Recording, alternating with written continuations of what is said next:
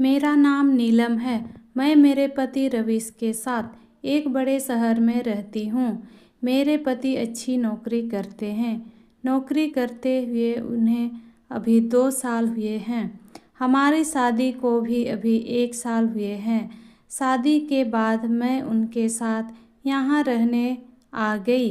उन्होंने एक अच्छी सोसाइटी में एक किराए का मकान लिया है। पास में कई बड़े बड़े घर हैं। यहाँ रहना एक अलग सी बात लग रही है। शादी को अब 1 साल हो गए थे तो मैंने भी सोचा कि मैं भी जॉब वापस करती हूँ। हालांकि रवीश इसके लिए मना करते थे, कहते थे कि वो अच्छा कमाते हैं तो क्या ज़रूरत है, लेकिन फिर भी मैंने जॉब ज्वाइन कर लिया। जॉब के साथ घर का काम करने में थोड़ी परेशानी हो रही थी, इसलिए मैंने सोचा कि घर में काम करने के लिए एक नौकरानी रख लेती हूँ। लेकिन बड़े शहरों में अच्छा काम करने वाली का मिलना ज़्यादा मुश्किल होता है और इतनी जल्दी किसी पर विश्वास किया भी नहीं जा सकता।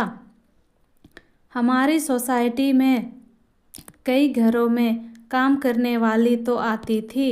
सोसाइटी में मैंने तलाश की। आसपास के घर में काम करने वाली से मैंने बात भी की, लेकिन कोई भी अब और ज़्यादा काम लेना नहीं चाहती थी, इसलिए सभी ने मुझे मना कर दिया।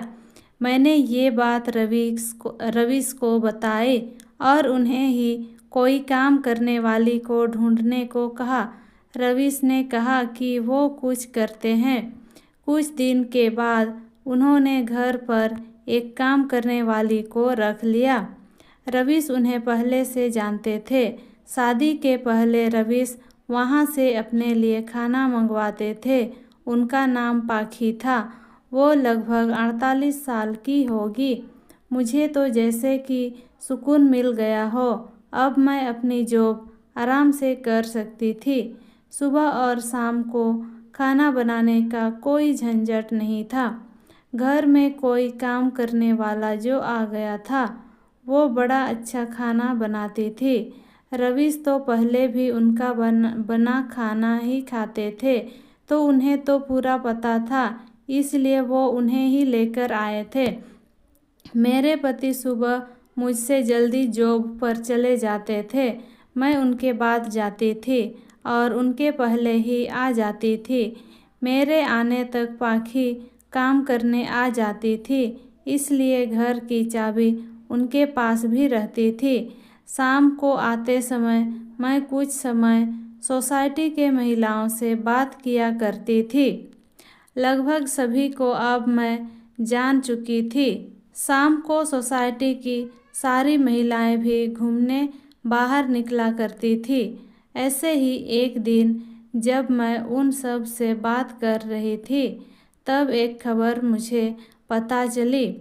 हमारे घर से 5 घर छोड़कर ही एक परिवार रहता था। बड़ा राइस था। उनका तो खुद का घर था। उस घर में काम करने वाली एक लड़की करीब 19 साल की सुबह से घर पर नहीं थी। वो लड़की उनके घर का काम करने के साथ साथ वहाँ रहती भी थी। वो आंटी बता रही थी कि वो सुबह जब जल्दी उठी तब वो लड़की घर पर थी ही नहीं। फ़ोन किया तो उसका फ़ोन भी स्विच ऑफ था। सोसाइटी में किसी ने उसे जाते भी नहीं देखा।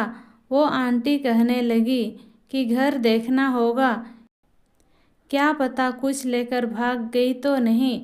लड़की तो अच्छी थी, लेकिन आजकल कब कोई बदल जाए इसका पता कहाँ चलता है। उस लड़की को मैं भी मिली थी।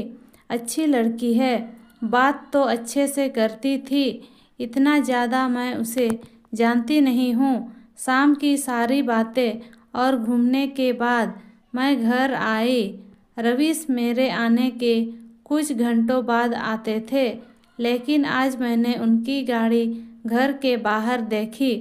वो इतना जल्दी आज कैसे आ गए, यही सोचते हुए मैं दरवाजे की ओर जा रही थी। दरवाज़ा मैंने अपनी चाबी से खोला, लेकिन वो नहीं खुला क्योंकि उसे अंदर से बंद किया था। मैंने डोर बेल बजाई, लेकिन कुछ देर खड़ी रहने के बाद भी दरवाज़ा नहीं खुला। थोड़ी देर बाद वो आए और उन्होंने दरवाज़ा खोला। रवीश ने कहा कि तुम आ गई। उनके चेहरे पर एक अजीब सा डर था। मैंने पूछा, क्या हुआ, इतने डरे क्यों लग रहे हो? वो बोले, कुछ नहीं, मैं नहा रहा था। दरवाज़ा मैंने अंदर से बंद कर दिया। आवाज़ सुनाई नहीं दी। उनकी बात सुनकर मैं अपने बेडरूम में चली गई। सुबह से घर से बाहर थी तो मुझे बड़ी थकान हो रही थी। बेडरूम का दरवाज़ा बंद करना मैं भूल गई तो हवा से इधर उधर हो रहा था। जब दरवाज़ा खुला होता है तो मेरे बेडरूम के मिरर से हमारे हॉल का बाथरूम दिखाई देता है। मैं मिरर के आगे खड़ी होकर अपना मेकअप निकाल रही थी कि मुझे वो लड़की मिरर में दिखी, वो भी हमारे हॉल के बाथरूम में। रवीश भी उस बाथरूम में घुसा जिसमें वो लड़की पहले से ही थी। ये सब मैंने क्या देखा, मुझे यकीन ही नहीं हुआ।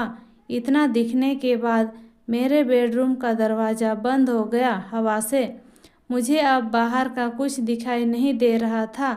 मैं अपना सर पकड़कर अपने बिस्तर पर बैठ गई। मैं सोच रही थी कि बाहर जाकर देखूं और जो भी मैंने देखा वो सब गलत हो। मैं धीरे धीरे अपना बेडरूम का दरवाज़ा खोलने के लिए गई। मैंने दरवाज़ा खोला तो बाथरूम का दरवाज़ा तो खुला था। रवीश और वो लड़की दोनों ही वहाँ नहीं थे। मेरी स्थिति उस समय क्या थी मैं बता भी नहीं सकती। मैं ये सोच रही थी कि रवीश उस लड़की को कैसे जानता है। वो लड़की जब मैं यहाँ नहीं थी तब रवीश के साथ क्या कर रही थी और अब रवीश उसे लेकर कहाँ गया है। मैंने सोचा कि रवीश को फ़ोन करूं। मैंने उसी समय फ़ोन किया। रवीश ने कुछ देर बाद फ़ोन उठाया। मेरे कुछ पूछने के पहले ही रवीश ने कहा कि मुझे कुछ काम आ गया है, बस थोड़ी देर में आता हूँ। इतना कहकर रवीश ने फ़ोन काट दिया। वो मुझसे झूठ बोल रहा था। आखिर ऐसा क्या कर रहा था जो मुझसे झूठ बोलना पड़ रहा था। मैं अपने आंसू रोक रही थी, अपने दिल को समझा रही थी कि रवीश से बैठकर एक बार बात कर ले। अभी से कुछ भी मत सोच, शायद कुछ और बात होगी। लेकिन फिर यही ख्याल आता है कि आईने में मैंने उसे देखा। थोड़ी देर बाद हमारी काम वाली पाखी भी आ गई। उसने मुझे इस तरह चिंता में देखा तो पूछा कि मैडम क्या हुआ। मैंने उसे कुछ नहीं कहा और अपने कमरे में चली गई। रवीश करीब 2 घंटे बाद घर आए। उनकी शक्ल देखने पर मुझे गुस्सा आ रहा था। मैंने पूछा कि कहाँ गए थे। वो बोले ऐसे ही कुछ काम आ गया था। वो फिर मुझसे झूठ बोल रहा था। मुझे बहुत गुस्सा आ रहा था, लेकिन मैंने अपने गुस्से पर काबू किया क्योंकि घर में पाखी थी। मैं नहीं चाहती थी कि ये बात बाहर जाए। मैंने सोचा कि रात में इस बारे में रवीश से बात करूंगी। हम दोनों लोग खाने के लिए टेबल पर बैठे थे। पाखी खाना लगा रही थी। खाना लगाने के बाद पाखी बोली कि साहब बहुत अच्छा काम किया आज आपने। रवीश बोले कि थोड़ा और लेट होते तो बस छूट जाती, इसलिए मैं आते ही चला गया। मैंने पूछा क्या बात हो रही है। पाखी बोली कि मैडम वो लड़की थी यहाँ पड़ोस में, उनके यहाँ काम करती थी और रहती थी। मैंने उनकी बात काटते हुए कहा, हाँ सोसाइटी में सुबह से नहीं है, कहाँ है। पाखी ने फिर कुछ ऐसा बताया जो मैंने सोचा भी नहीं था। पाखी ने कहा कि वो छोटे गांव की है। घर की हालत ठीक न होने के कारण उसे यहाँ काम करना पड़ रहा था। लड़की अपने घर जाना चाहती थी, लेकिन उसकी घर की मालकिन उसे जाने नहीं दे रही थी, उसे पैसे भी नहीं दे रहे थे। उसे घर में दिन रात 8 लोगों का काम करना पड़ता था। जब वो काम पर लगी थी तब सिर्फ 2 ही लोग थे, लेकिन थोड़े दिन बाद 8 लोग और आ गए, उन्हीं के परिवार के। उसने काम छोड़ने और जाने को कहा तो उन्होंने उसे कहा कि तुम नहीं जा सकती जब तक हमें कोई और दूसरी काम करने वाली नहीं मिलती। उसके पैसे भी नहीं दिए। काम करने वाली मिलना मुश्किल है, वो भी इतने बड़े परिवार के लिए।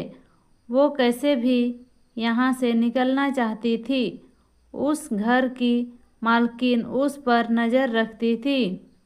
उसकी हालत के बारे में मुझे पता चला। वो उस दिन सुबह आपके जाने के बाद यहाँ आ गई है। आप लोग गए तब भी वो यहीं थी, बहुत रो रही थी।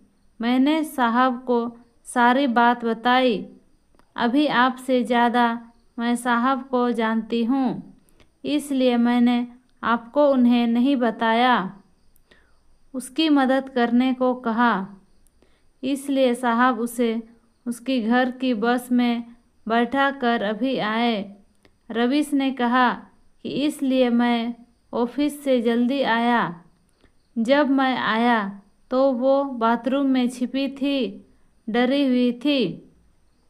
मैं उससे बात कर ही रही थी कि तुम आ गई और वो फिर बाथरूम में छिप गई। इतना सब जल्दी में हो गया कि तुम्हें बताने का समय ही नहीं मिला और मैं उसे लेकर बस अड्डे चला गया। तुम्हारा फ़ोन आया तो मैंने सोचा कि घर जाकर आराम से सारी बात बताऊंगा। लड़की सीधी थी, वो खुश थी कि अपने घर जा रही है। पाखी और रवीश की बात सुन मुझे यकीन नहीं हुआ। पाखी ने कहा कि बाहर छोटे शहर से काम करने वाले जो आते हैं वो भी इंसान होते हैं। ये बड़े लोग कब समझेंगे। अपने स्वार्थ के लिए उसे रख रखा था। उसकी बात सोचने लायक थी। इसी के साथ ही मेरे दिल ने एक तसल्ली भरी सांस भी ली। मैंने मेरे पति को कितना गलत समझा। उसने एक सीधी लड़की की मदद की। मैंने पाखी को कहा कि अगर आप कभी भी तुम्हें ऐसा कोई और दिखाई दे तो तुम मुझे भी बेफिक्र होकर कह सकती हो। हम इंसान हैं, सभी अपना जीवन अपने हिसाब से जीने का हक रखते हैं। तो दोस्तों, आपको ये कहानी कैसी लगी हमें कमेंट कर ज़रूर बताएं। मिलते हैं इसी तरह की कहानी के साथ जल्द ही। तब तक के लिए धन्यवाद।